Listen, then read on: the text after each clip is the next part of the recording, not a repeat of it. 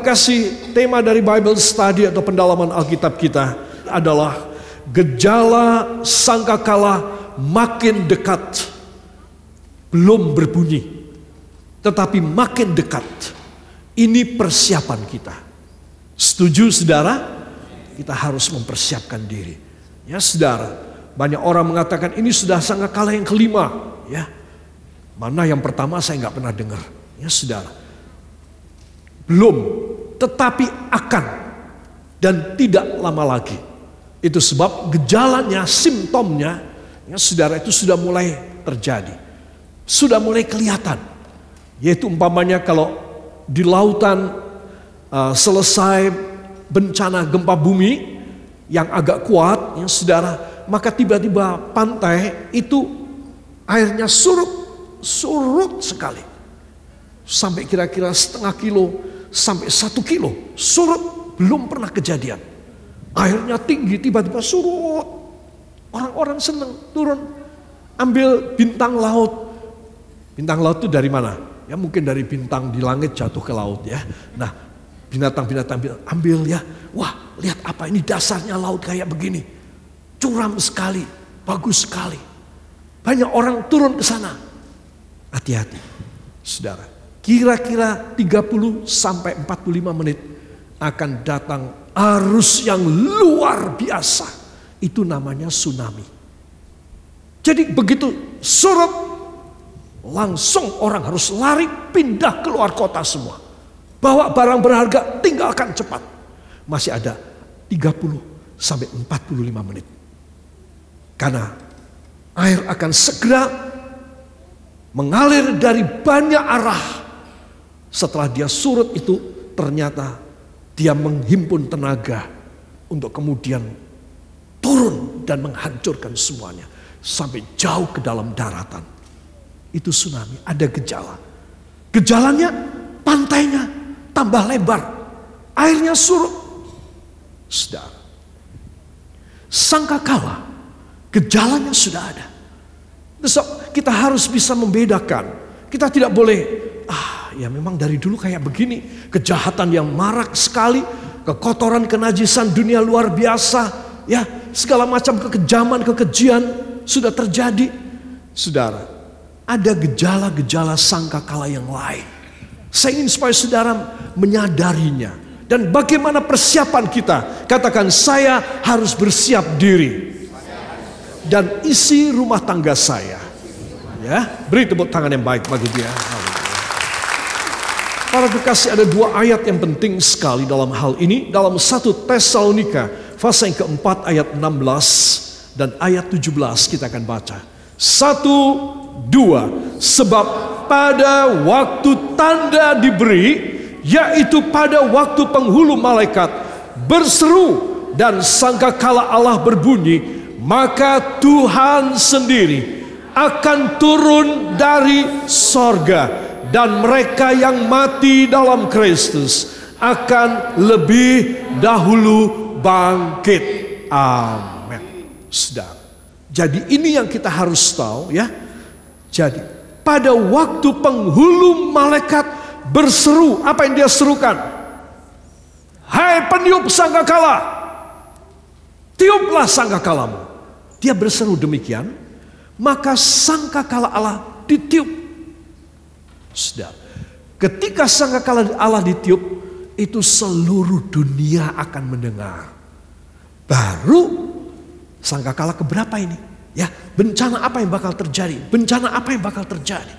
Saudara, tetapi sebelum itu kita ini sudah harus siap.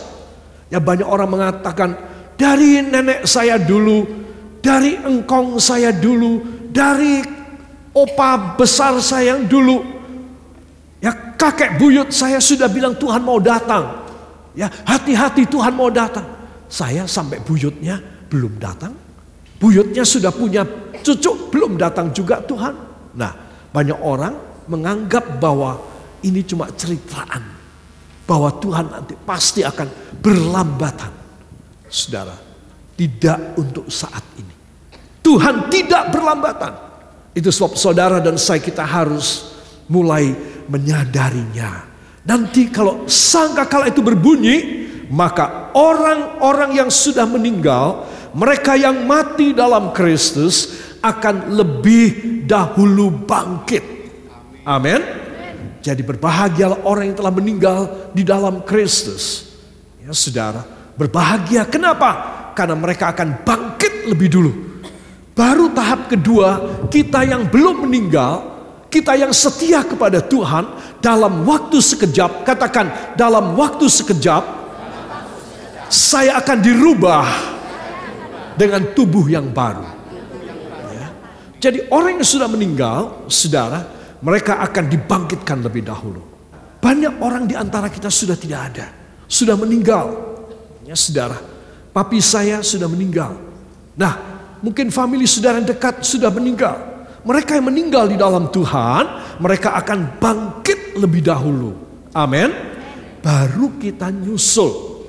Ya, itu sebab kita harus selalu menyediakan hidup kita untuk kita bisa membayangkan satu fenomena ilahi yang luar biasa yang bakal terjadi.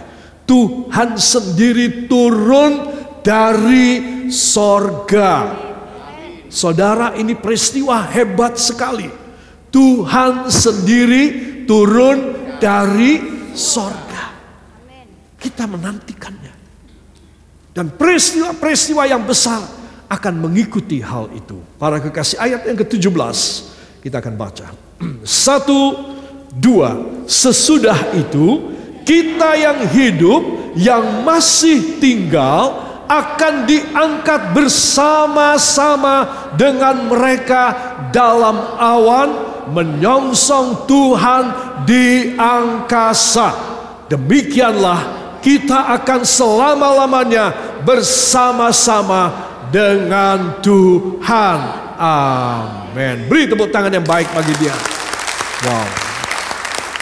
Setelah orang yang meninggal di dalam Kristus bangkit, maka barulah kita dirubah dalam sekejap, memiliki tubuh sama mereka.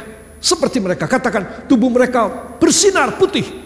Tiba-tiba kita dirubah menjadi putih juga. Lalu bersama-sama rombongan yang sudah meninggal dan dibangkitkan, rombongan yang masih hidup dan dirubah, naik menyongsong Tuhan di angkasa. Siapa yang senang? Lambaikan tangan. Katakan luar biasa.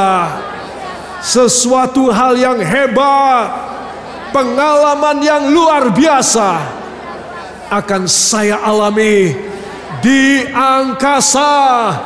Dalam nama Yesus saya menyongsongnya. Ucapkan terima kasih kepadanya. Terima kasih Tuhan itu sebab beri kepada kami kesetiaan, kerendahan hati, kesabaran, ketekunan untuk kami boleh masuk pada peristiwa yang besar ini. Hanya di dalam nama Tuhan Yesus Kristus, Juru Selamat dan Penebus kami. Kita yang percaya mengaminkan. Amin. Haleluya. Para kekasih, mari kita akan melihat ringkasannya. Ya, Allah turun, Allah dari singgasana dari sorga turun. Kira-kira dia berhenti di tengah-tengah. Lalu orang-orang mati dibangkitkan yang di dalam Kristus. Anak-anak Tuhan bangkit dengan tubuh yang baru. Kita yang masih hidup dirubah dengan tubuh yang baru, bergabung dengan mereka, dan kita terbang menyongsong Tuhan di angkasa. Amin. Siapa yang kepingin? Tolong angkat tangannya. Ya, amin. Saudara, itu sebab saudara menyiapkan diri. Gimana aku tetap di dalam iman? Kalau sampai aku menoleh ke belakang, kalau sampai aku berubah iman, aku tidak bisa dapat. Ini sesuatu pemberian yang hebat dari Tuhan. Ya, itu sebab saya katakan, nggak rugi dan tidak ada matinya menjadi anak Tuhan. Kalau kita masih hidup, Allah turun, kita ketemu. Amin. Kalau kita sudah mati, kita dibangkitkan, kita ketemu Dia. Jadi baik hidup, baik mati, kita tetap ketemu Tuhan. Amin. Sebab anak-anak Tuhan mulai dari anak-anak bayi, anak-anak di bawah 3 tahun, di bawah 5 tahun, ayah dan ibu kakek dan nenek harus mendidik mereka di dalam takut kepada Tuhan. Sebab bisa jadi anak-anak yang masih kecil ini, yang masih di bawah usia 3 tahun, saudara, mungkin kebanyakan mereka akan masuk neraka. Jangan bilang mereka masuk surga, jangan ya. Anak-anak yang sudah dilahirkan, kalau tidak dididik dalam ketakutan kepada Tuhan, tidak mengenal nama Yesus, biar masih bayi, kalau sampai peristiwa ini terjadi, sudah jelas masuk neraka. Itu sebab orang-orang tua berkewajiban, ya, jangan hanya menimang anak saudara, membesarkannya, tapi saudara harus selalu menyebutkan nama Yesus. Ya, jangan cuma mengajari mereka untuk bilang mama, papa. Saudara ajari, jangan cuma menyebut nama papa dan mama, tetapi ajari menyebut nama Yesus. Supaya anak-anak ini dari kecil, kalau Tuhan datang, selamat mereka. Hanya menyebut nama Yesus. Ayo, sekarang siapa? Putunya, anaknya yang belum bisa menyebut nama Yesus. Itu berbahaya. Kalau ada apa-apa, masuk neraka. Karena anak-anak ini tidak pernah menyebut nama Yesus. Itu sebab jangan pikir bahwa anak ini tanggung jawab orang tua. Jadi dia nanti akan bonceng orang tua masuk surga. Oh, tidak ada boncengan.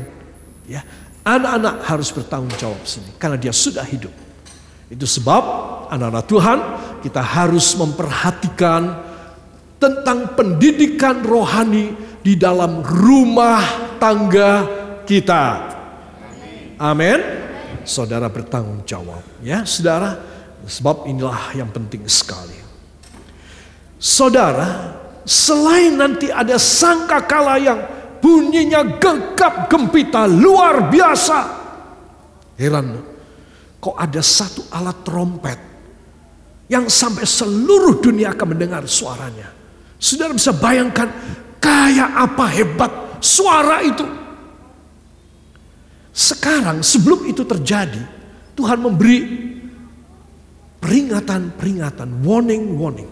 Kalau kita membaca dalam Yehezkiel 33 ayat yang kelima, mari kita akan baca. 1, 2. Ia mendengar suara sangkakala, tetapi ia tidak mau diperingatkan, darahnya tertimpa kepadanya sendiri. Kalau ia mau diperingatkan, ia menyelamatkan nyawanya. Amin. Terus ini kisahnya, ada bunyi sangkakala. Artinya musuh datang. Tetapi ada orang yang malas, masih tidur, masa nggak mau ditinggal, ya, masih mengurus bayinya dan lain sebagainya. Oh, masih main game.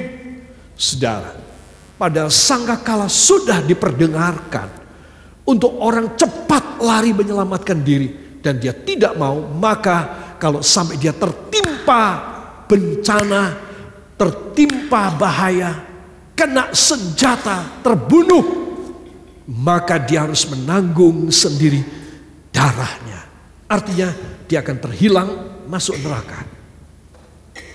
Tetapi kalau dia mendengar bunyi sangkakala dan dia cepat memperbaiki diri, menyiapkan diri dan melarikan diri, dan dia bersiap-siap, maka dia akan selamat. Tuhan berkata, ia menyelamatkan nyawanya. Begitu dia tanggap terhadap bunyi sangkakala, begitu dia peka terhadap suara peringatan Tuhan, dia mesti selamat. Kayak apapun bahayanya, seperti apapun dia tidak sanggup, kalau dia mendengar dan dia tanggap positif, maka dia mesti selamat. Jadi ini sangkakala yang hebat, yang belum terdengar, belum ditiup. Ya saudara, sekarang ada sangkakala yang lain, yaitu warning, peringatan dari Alkitab. Saudara, firman Tuhan itu selalu seperti sangkakala mengingatkan saya, ingatkan saya.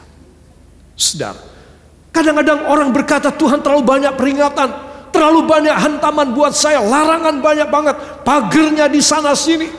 Kenapa tidak sekali-kali kasih kebebasan? Saudara, Tuhan bilang kalau kamu bebas, kamu tanggung nyawamu sendiri. Kalau kamu minta tidak ada pagar, kamu minta tidak ada pintu yang pakai kunci, kamu minta tidak ada penghambat buat kamu untuk melakukan sekehendak hatimu, nyawamu tertimpa padamu, darahmu kau tanggung sendiri, neraka.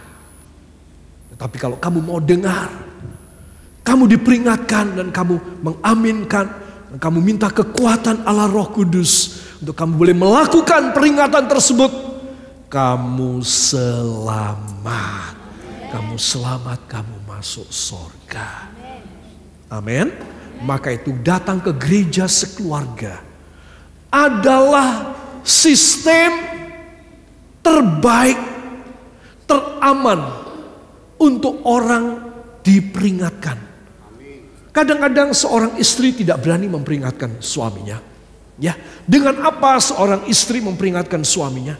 Coba kalau suaminya mau datang ke gereja, banyak yang bisa diperingatkan kepada dia oleh hamba Tuhan melalui firman. Bagaimana memperingatkan seorang istri yang keras hati atau anak yang mursal? Ya. Bagaimana caranya? Bawa ke gereja supaya mereka itu diperingatkan. Karena di gereja ini ada suasana roh yang akan menekan seseorang. Roh Kudus yang memberikan pencerahan, penjelasan, memberikan pembukaan rahasia kepada orang. Sekeras apapun hatinya, di gereja mendengar firman, Roh Kudus bekerja kepada dia. Amin. Enteng kerjaan seorang suami. Tanggung jawab suami sudah dilimpahkan kepada gereja, kepada firman. Tanggung jawab istri sudah diserahkan kepada firman di gereja. Enteng. Coba kalau saudara punya anggota keluarga tidak mau datang kepada Tuhan, engkau pasti keberatan kayak apa. Mau kasih tahu, mau mengubah lifestyle-nya, cara hidupnya, engkau akan kesulitan.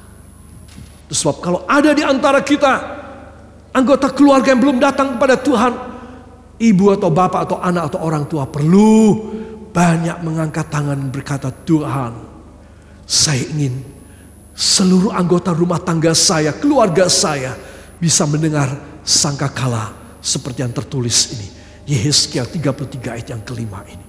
Mereka selamat Tuhan. Mereka mulai tergerak hatinya datang di rumahmu dan mendengar suara firman-Mu. Saudara kan enteng.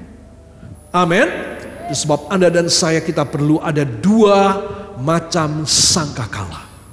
Sangkakala yang final besok seluruh dunia harus dengar, termasuk kepada orang yang tunarungu, yang bisu dan tuli, yang tidak bisa mendengar, akan bisa mendengar.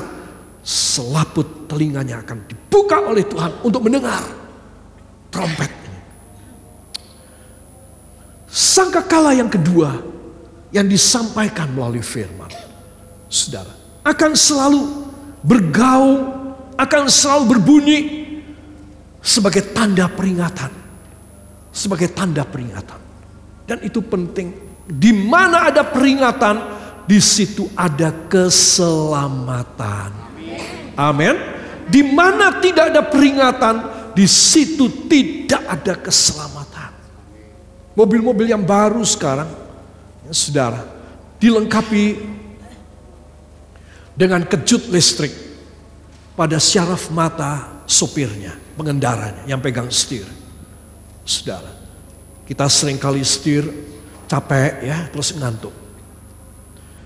Dan kemudian kalau sensor radar pada mata yang ada di dashboard itu ada mata elektronis yang melihat kepada mata kita yang setir. Kalau mata kita itu sudah mulai main mata begitu, sudah mulai gitu, main mata begitu, maka dia akan nyetrum, ya, setirnya akan nyetrum, greng, ya, saudara akan bilang, oh, akhir, ya. Terus ada tanda, Anda mengantuk, harap menepi, berhenti sebentar, ya, cari tempat yang aman, ya, kantor polisi atau lain sebagainya, dan tidur sebentar, ya, atau berhenti minum sebentar, atau keluar mobil berjalan kaki sebentar, jalan lagi. Ngantuk lagi, disetrum lagi. Ya, para kekasih, di mana ada peringatan, di situ ada keselamatan. Amin. Kalau kita minta peringatan, ya harus diperingatkan oleh yang jujur, ya, yang jujur, yang apa adanya, yang benar. Para kekasih, Tuhan ingin supaya kita mendengar suara sangkakala. Amin. Angkat tangan kanan saudara. Tuhan Yesus, kiranya Engkau memberi kepada saya hati yang peka, supaya setiap firman disampaikan, saya terjaga, saya waspada, saya disadarkan. Di mana ada kesadaran, di situ ada keselamatan dan kelimpahan berkat. Ucapkan terima kasih kepadanya. Terima kasih Bapa. Kami percaya bila kami sadar dan kami mau disadarkan, maka di situ ada kelimpahan berkat dan keselamatan. Hanya di dalam nama Tuhan Yesus Kristus, Juru Selamat dan Penebus kami. Kita yang percaya mengaminkan. Amin. Haleluya. Saudara, itu sebab anak-anak Tuhan, di sini kita melihat sangkakala penting sekali, ya. Bicara tentang sangkakala, maka saya akan berbicara tentang kiamat. Ada dua jenis kiamat, ya. Artinya kiamat ini memang sesuatu proses, ya. Nah, atau keakhiran hidup. Saudara, kiamat yang pertama adalah personal, pribadi. Contoh, meninggal, ya saudara. Yang kedua, kiamat secara universal, global, seluruh dunia. Nggak ada satu wilayah yang tidak kena kiamat, ya, semua kena kiamat, ya saudara. Nah, dari dua ini kita harus waspada. Katakan, saya harus menyiapkan diri saya untuk kiamat pribadi dan kiamat universal. Saudara, kalau saudara mempersiapkan, maka kita selalu selamat. Meninggal dunia pribadi kita, kita selamat. Kita tunggu sampai kedatangan Tuhan. 1 Tesalonika tadi, pasal 4 ayat 5, 16 dan 17, kita selamat, ya. Kita dirubah dalam sekejap dengan tubuh yang baru dan terbang ke angkasa menyongsong kedatangan Tuhan Yesus. Amin. Menurut saudara, ini luar biasa apa bukan? Luar biasa, luar biasa sekali. Amin, saudara. Yakinkan diri saudara. Ya, fenomena pertama dari tiupan sangkakala. Apakah dia? Saudara, ada dua fenomena. Yang pertama adalah Allah turun dari sorga. Kebangkitan anak-anak Tuhan yang meninggal, ya saudara, dan kemudian menyongsong hakim di atas segala hakim di angkasa. Ini fenomena pertama. Ini ada catatannya, ada persyaratan. Kita buka Alkitab kita dalam Yesaya 58 ayat 1, ayat 7, 8 dan 9. Mohon dibuka pada Alkitab saudara. Yesaya pasal yang ke-58. 1, ya, dari judulnya. 1, 2. Kesalehan yang palsu dan yang sejati. Serukanlah kuat-kuat, janganlah tahan-tahan. Nyaringkanlah suaramu bagaikan sangkakala. Beritahukanlah kepada umatku pelanggaran mereka, dan kepada kaum keturunan Yakob dosa mereka. Amin.